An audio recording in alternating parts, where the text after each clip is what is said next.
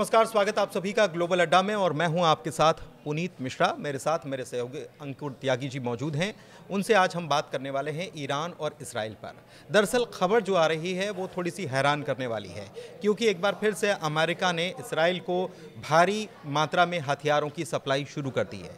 इसके अलावा bunker buster bomb जिन्होंने बरसाए उन पायलट्स की भी बात होगी, जिन्होंने जाकर सीधे ट्रंप को रिपोर्ट किया। उन्होंने क्या कहा है ये इसकी भी बात करने वाले हैं और साथ ही साथ ईरान की भी हम बात करने वाले हैं। ईरान की बात इसलिए करने वाले हैं क्योंकि ईरान ने एक बार फिर से कह दिया है कि हम परमाणु बातचीत के लिए तैयार नहीं हैं।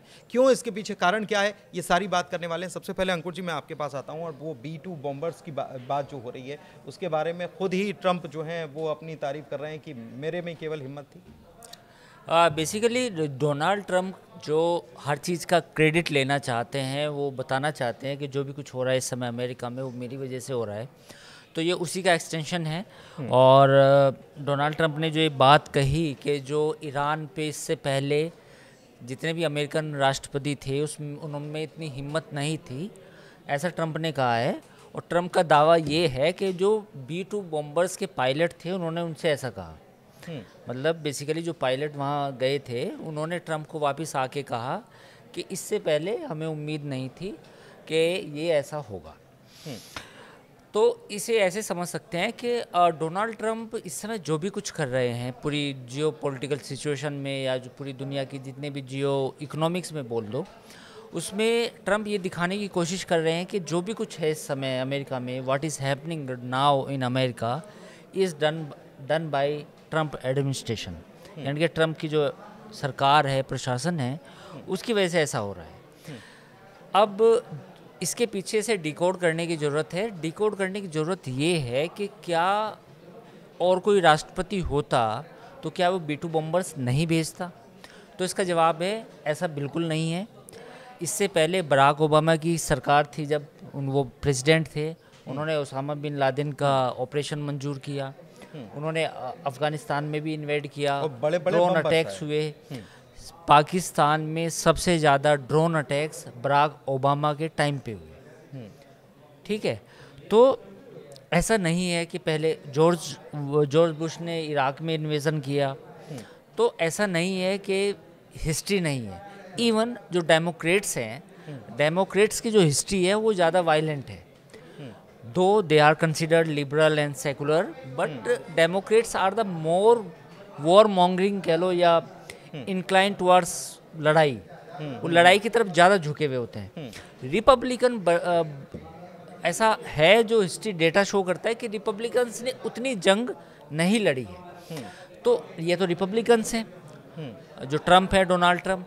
तो डोनाल्ड ट्रंप अब ऐसी ऐसी बातें कर रहे हैं, तो बेसिकली ये वही बात है कि आपको नोबेल कब मिलेगा, तो उस पर बड़ा खुश हो गए डोनाल्ड ट्रंप।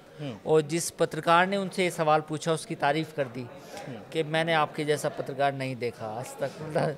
वो स्टाइल है। तो लेकिन ये है कि अमेरिका की कोई और सरकार होती वो भी B-2 बॉम्बर्स भेजती।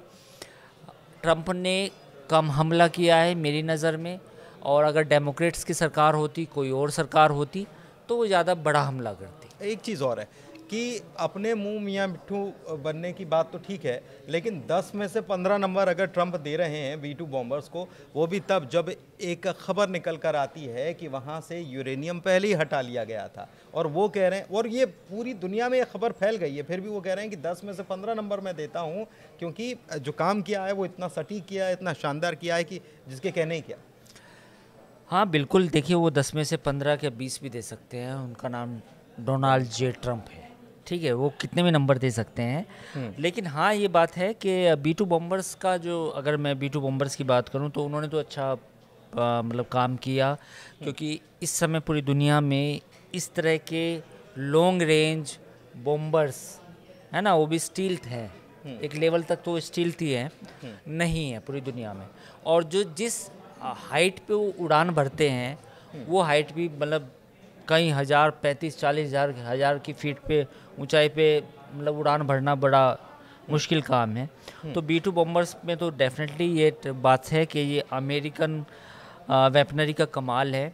F-35 को लेकर दुनिया में बड़े सवाल हैं, लोगों के मन में बड़ी चिंताएं भी हैं कि वो ऐसी मशीन नहीं है जिस मशीन की का तोड़ नहीं हो सकता। पर B2 बॉम्बर्स को मैं मानता हूँ कि इस समय पूरी दुनिया में जितने भी बॉम्बर्स हैं, रशिया के पास भी एक बॉम्बर्स है, बट B2 बॉम्बर्स टेस्टेड हैं, इस लड़ाई में भी टेस्ट हुए, अफ़गानिस्तान में भी टेस्ट हुए, और they are above the mark. अच्छा, एक चीज़ और है कि ईरान की संसद के अध्यक्ष जो हैं उनके सहयोगी मेहंदी मोहम्मद ऐसे करके उनका नाम है, और उन्होंने इंस्टाग्राम पर एक तस्वीर डाली जिसमें इसराइल जो है उसका मैप बताया गया, और उसके ऊपर तस्वीर में ऐसा नज़र आ रहा है कि उसके ऊपर परमाणु बम डाले गए हैं, 2 परमाणु बम डाले गए हैं। ये तस्वीर जो है खूब चर्चा में आई है। तो क्या परिस्थितियां बन रही हैं? क्या एक बार फिर से दोनों भिड़ने वाले हैं? एक बात। दूसरी तरफ जो B2 बॉम्बर्स की हम बात कर रहे थे, तो एक खबर ये भी आई कि अमेरिका अब इसराइल को खुद ही B2 बॉम्बर देने की तैयारी में, कि आप ही रख लो और आप ही काम करना। आप मतलब खुद वो इन्वॉल्व शायद नहीं होना चाहता, क्योंकि कतर के उसके बेस तक तो ईरान की पहुंच हो ही गई। इसमें 2 पॉइंट है। पहला पॉइंट तो ये है कि जो B2 बॉम्बर्स हैं, अगर अमेरिका इज़राइल को देता है तो आई थिंक से ऑलरेडी F-35 है, तो it is a extension of the policy that we are giving the sophisticated weapon to the Israel. यानी कि जो सबसे आधुनिक हथियार हमारे पास है एज एन अमेरिकन, वो हम इज़राइल को भी देंगे। तो ये तो पॉलिसी क्लियर है, और इसमें अगर वो B2 बॉम्बर्स दिए भी जाएं तो उसमें कोई आश्चर्य नहीं होना चाहिए। तो पहले सवाल का जवाब तो ये है। दूसरा जो आप सवाल पूछ रहे हैं कि जो मेहदी मोहम्मदी हैं, उन्होंने जो इंस्टाग्राम पे जो तस्वीर डाली, वो एक चिंता की बात है। चिंता इन द सेंस कि या तो ईरान ने इस लड़ाई से कोई सबक नहीं सीखा। सबक इन द सेंस कि भाई ईरान ये फैसला ले सकता था कि हम आगे इस कॉन्फ्लिक्ट को नहीं बढ़ाएंगे, लेकिन अगर ईरान अभी भी कॉन्फ्लिक्ट के मूड में है तो इट मीन्स कि ये जो लड़ाई है ये आने वाले समय में आगे बढ़ेगी। मूड में है तो फिर तैयारी भी है। तैयारी 2 तरीके से हो सकती है। एक तो तरीका ये है कि ईरान, जैसा हमने पहले वीडियो में बताया था, कि यूरेनियम का जो इनरिचमेंट है वो चालू करे, जो काफ़ी डिफ़िकल्ट है। मतलब मेरा मानना है कि 6 महीने से 1 साल उसको लगेगा अपनी न्यूक्लियर फैसिलिटीज़ को दोबारा ऑपरेशनल करने में। दूसरा पॉइंट ये है कि चाइना, साउथ कोरिया, रशिया या कहीं से चुरा के, ब्लैक मार्केट से, ग्रे मार्केट से कुछ भी करके वो अपना यूरेनियम लेके आ जाए और उससे परमाणु बम बना लें। बगल में पाकिस्तान भी है, मैं उसका नाम भूल गया। पाकिस्तान इज़ आल्सो पूरी दुनिया के लिए एक नायाब तोहफा है। पूरी जो हमारी ये जो पूरा प्लेनेट है उसके लिए तोहफा है, तो वो भी उनको दे सकते हैं अगर कुछ डील बने कुछ तो, या तो वो कर ले। अगर ऐसा करता है तो फिर एक और मतलब मुश्किलें होंगी। लेकिन अगर ईरान दोनों चीज़ों में फेल हो जाता है, जिसमें कोई परमाणु बम नहीं बना पाता, दूसरा ये है कि खुद को लड़ाई के मोड़ से बाहर नहीं ले पाता, तो फिर 1-1.5 साल में फिर से कोई कॉन्फ्लिक्ट हो सकता है। नहीं, एक चीज़ है कि खुले तौर पर अभी तक ईरान ने एक बार भी ये नहीं कहा है, अभी भी नहीं कहा है कि हम परमाणु बम बनाने जा रहे हैं। उन्होंने कहा है कि हम एनरिचमेंट कर रहे हैं, ठीक है, उसको कम नहीं करेंगे, हम अपनी ज़रूरतों के लिए, ऊर्जा ज़रूरतों के लिए इसका एनरिचमेंट कर रहे हैं।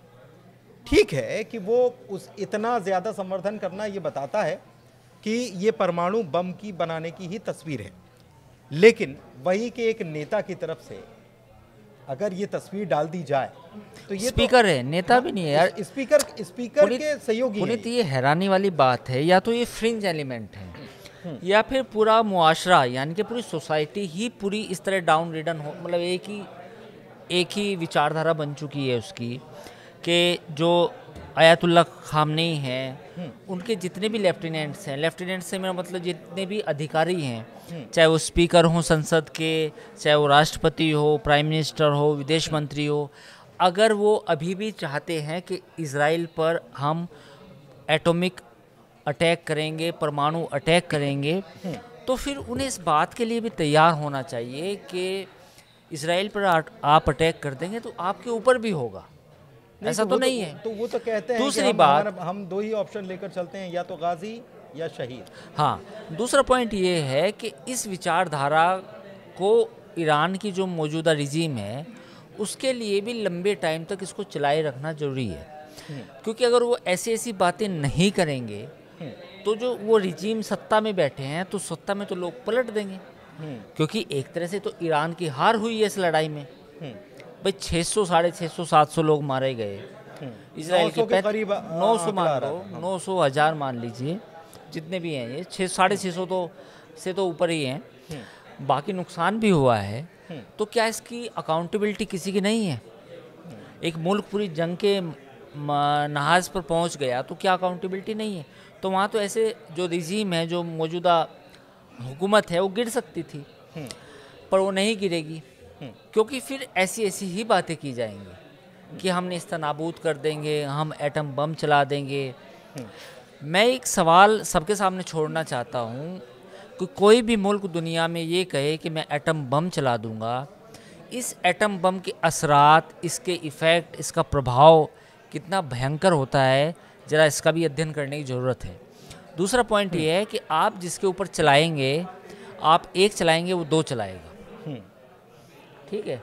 उसके बाद आप बचेंगे या ना बचेंगे वो भी ज़रा सोच लीजिए। तो ये इस तरह की धमकियाँ देना बेसिकली ये अपनी जो आवाम है उसके लिए चूरन बेचने जैसा होता है कि उसे चूरन बेच के खिला दिया जाए, चटा दिया जाए और वो हमें वोट दे दे या हमारी जो रिजीम है, जो सत्ता है, उसको चुनौती ना दे। नहीं, लेकिन एक तरफ से नहीं हो रहा है ना, दूसरी तरफ से अमेरिका ने इसराइल को भी सपोर्ट करना शुरू कर दिया। उसने हथियार, बड़े बड़े बम, नहीं, हथियार और वो ठीक है, हथियार देना और एटम बम की धमकी देना दोनों में अंतर है। अगर ईरान कहता कि हम हाइपरसोनिक मिसाइल छोड़ेंगे तो कोई दिक्कत नहीं है उसमें, आप छोड़ सकते हैं। आपको अपनी मुल्क का तहफ़्फ़ुज़ करना आपके लिए बड़ी चीज़ है। लेकिन अगर आप एटम बम की बात करेंगे, इजराइल एटम बम की बात करेगा, इंडिया अगर किसी अपने पड़ोसी मुल्क पर कहेगा कि हम एटम बम चला देंगे, तो वो एग्जिस्टेंशनल थ्रेट मानी जाती है, यानी कि आपके अस्तित्व की लड़ाई मानी जाती है। तो जब आप बार बार यही तो कहता है कि हमारा अस्तित्व, क्योंकि definitely he thinks that it's existential threat to him. वो कहता है कि ये मेरे अस्तित्व की लड़ाई है। इस वजह से वो बहाना भी मिलता है, वो पूरा पॉलिसी भी फिर उसी तरीके से बनाते हैं। और यही वजह है कि उसने इतना बड़ा अटैक किया, उसको लगता है कि भाई मेरा एग्जिस्टेंस का सवाल है, कल मेरा अस्तित्व ही ख़त्म हो गया, फिर मैं क्या करूँगा? नहीं, तो वो अभी जो 12 दिन की जंग हुई उसमें एक खबर और आई कि ईरान के राष्ट्रपति मसूद पेज़ेश्कियान एक मीटिंग कर रहे थे, वो वहाँ पर मिसाइल गिरी और ऐसी जगह गिरी कि वो आगे पीछे दोनों जगह, मतलब निकलने की जगह या दाखिल होने की जगह, दोनों जगह उन्होंने कोशिश ये की कि उनको वहीं पर मार दिया जाए। मतलब उनका ये आरोप है कि मेरी जान लेने की कोशिश की गई। नहीं, उन पर भी, और मेरे ख्याल शायद एक खबर ये भी थी, राष्ट्रपति भी बाल बाल बचे थे किसी हमले में। हाँ, ईरान के मसूद पेज़ेश्कियान वही। हाँ, नहीं, ये तो उनकी बात कर, राष्ट्रपति मैं कह रहा हूँ, विदेश मंत्री, सॉरी, हाँ, माफ़ कीजिए, हाँ, विदेश मंत्री भी बाल बाल बचे थे, किसी मीटिंग में हिस्सा लेने जा रहे थे, वो मीटिंग ख़त्म हो चुकी थी, उसके बाद वहाँ बमबारी हुई थी। कोई एक और सोर्सेज के हवाले से खबर थी। तो देखिए, इजराइल का जो पेनिट्रेशन था ईरान में, पुनित, वो एक पूरी दुनिया के लिए एक पहेली है। IRGC के टॉप कमांडर मीटिंग करते हैं, वहीं पे अटैक हो जाता है। ये जो मसूद पेज़ेश्कियान जो उनके राष्ट्रपति हैं, मीटिंग करते हैं, बाल बाल बचते हैं, है ना, बड़ी मुश्किल से बचते हैं, शायद कुछ घायल भी होते हैं हल्के फुल्के। हाँ। विदेश मंत्री मीटिंग करते हैं, उनके बाद वो अटैक होता है। ईरान का प्रेस टीवी जो उनका सरकारी चैनल है, उसके ऊपर अटैक, वहाँ उसी समय अटैक होता है जिस समय वो, उनकी जो महिला एंकर है, वो पूरी दुनिया को धमकी दे रही होती है। तो इजराइल की जो सोसाइटी थी, या जो उसका मतलब दायरा था, जो डिफेंस उसके एनक्लेव्स थे ईरान के, उसमें इजराइल ने अच्छी खासी घुसपैठ की थी। और ये आज से नहीं हुआ होगा, इसकी तैयारी कम से कम 5 से 10 साल पहले से चालू हुई होगी। तो ये इजराइल की फोरसाइटनेस है, उसने पहले ही समस्या को देखा और देख लिया कि आज मेरे लिए, मेरे एग्जिस्टेंस के लिए, आज से 5 साल बाद ये मुल्क या ये रिजीम मेरे लिए चुनौती बन सकता है, इसलिए मुझे इस मुल्क में अपनी एसेट तैयार करनी है। तो यही वजह है कि जब ये लड़ाई हुई तो इजराइल ने बेहतर तरीके से इस जंग को लड़ा।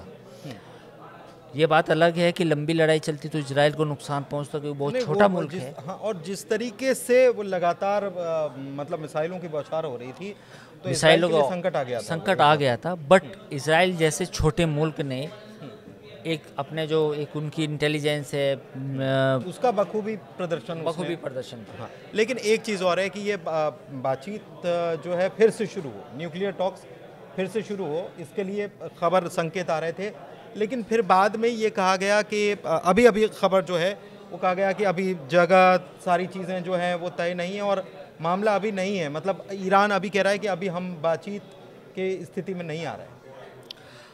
इसमें तो मुझे नहीं लगता कि बातचीत होगी, क्योंकि जो उनका जो विदेश मंत्रालय है वो बार बार इस बात को कहते रहे हैं कि भाई पहले अब हमारे बीच में भरोसा नहीं है। वजह क्या है भरोसा ना होने की? उनको एक गारंटी ये चाहिए कि आप आगे अटैक नहीं करेंगे, आप हमारे परमाणु कार्यक्रम को बंद नहीं करेंगे, आप हमारे ऊपर सैंक्शंस लिफ्ट करेंगे, प्रतिबंध हटाएंगे, तो हम आपसे बात करेंगे, और अगर आप नहीं करेंगे तो फिर हम इस मुद्दे को, यानी कि इस बातचीत को आगे नहीं बढ़ाएंगे। तो ये है मसला। नहीं, बीच में तो संकेत ये मिल रहे थे कि बातचीत शुरू हो जाएगी, ईरान के ऊपर से जो सैंक्शंस हैं वो हट जाएंगे, कुछ ईरान को भी राहत मिलेगी, उसको भी कुछ, लेकिन पुनीत मुश्किल लग रहा है। अभी देखिए ना आप, ये जो स्पीकर हैं मोहम्मद बाकर गली बाफ के जो सलाहकार हैं मेहदी मोहम्मदी, इन्होंने इंस्टाग्राम पे इस तरह की बातें कर रहे हैं। फिर खामनेई का भी बयान आया, खामनेई के जो तेवर थे आयतुल्ला खामनेई, वो तेवर में भी कोई बदलाव नहीं आया। तो अब आने वाले समय में बातचीत होगी कोई, मुझे मुश्किल लगता है। ठीक है, तो बातचीत तो मुश्किल नज़र आ रही है, लेकिन लग रहा है कि एक बार फिर से दोनों मुल्क जंग के मुहाने पर खड़े तो हैं। अब जंग शुरू होगी नहीं होगी ये तो आने वाला वक्त बताएगा। फिलहाल तस्वीर जो है वो कुछ ऐसी ही नज़र आ रही है जो आपने चर्चा में जानी। ग्लोबल अड्डा में आज के लिए बस इतना ही, मुझे दीजिए इजाज़त, धन्यवाद।